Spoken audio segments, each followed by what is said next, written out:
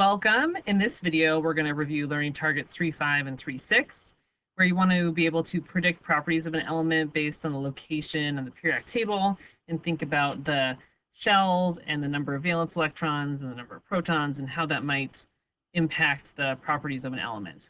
And we did an activity with this in the program called TUVA, where we're able to observe these various patterns within the periodic table. So that's what we're going to be talking about, those kind of concepts here.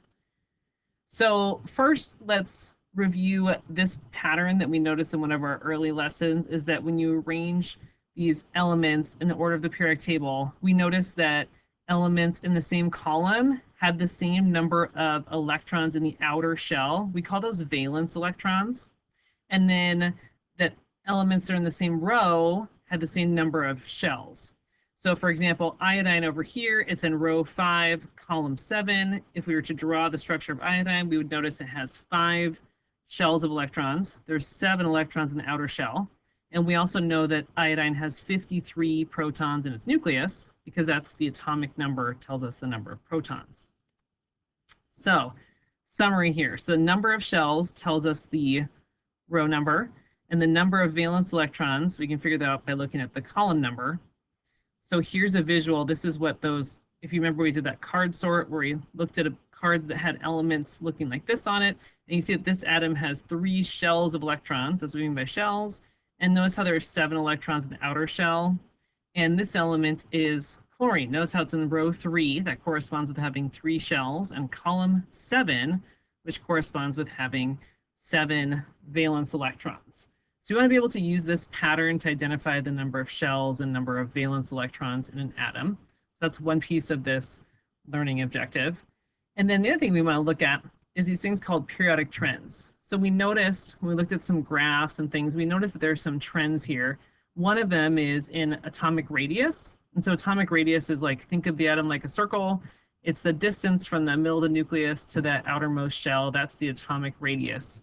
And we notice that as you go across a row, the radius of an atom shrinks, it gets smaller. And as you go down a vertical column, a group, then that radius gets larger.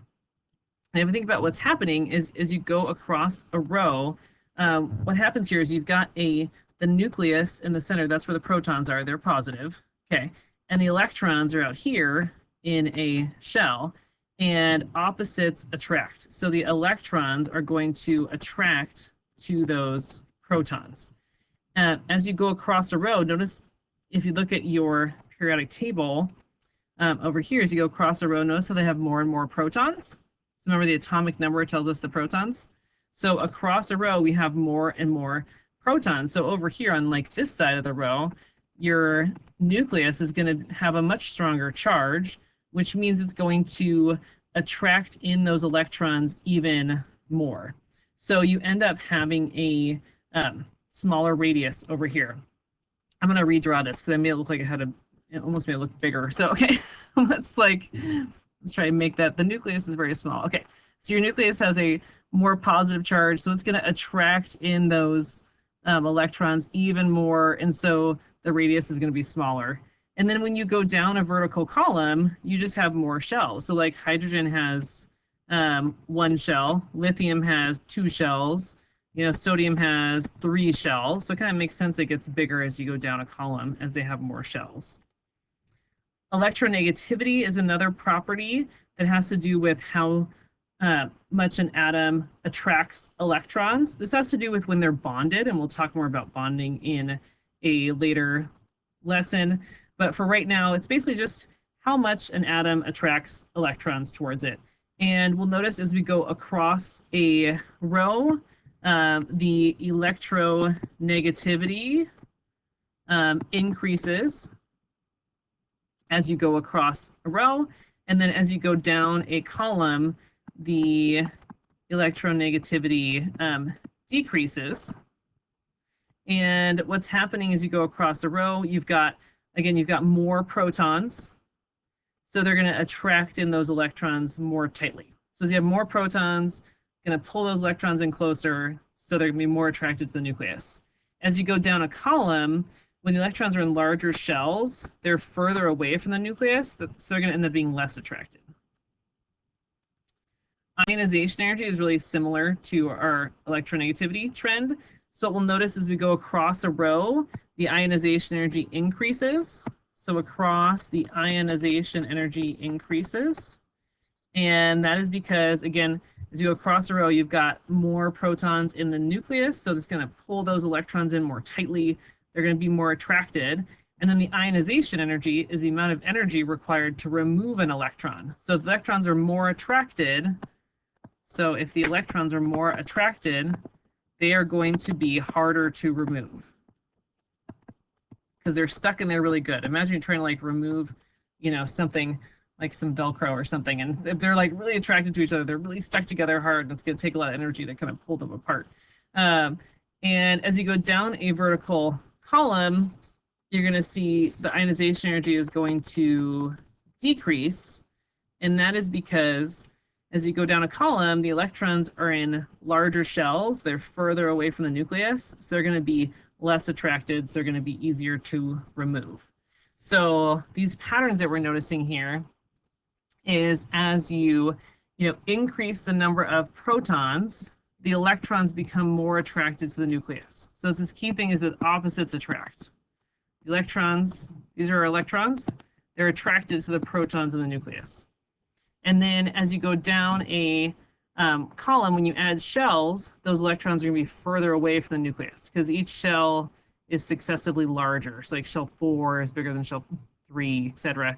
And we'll notice that electrons, when they're further away, that's going to give them a bigger radius. It also makes those electrons that are further away, it makes them a little less attracted. So the electronegativity is going to be lower. So when they're further away from the nucleus, they're less attracted. So that's going to give them a lower electronegativity. It's going to give them a lower ionization energy. So practice problem. Which has a larger radius? Lithium, that's right here, or potassium? So lithium has 2 shells. I know that because it's in row 2. Potassium has 4 shells.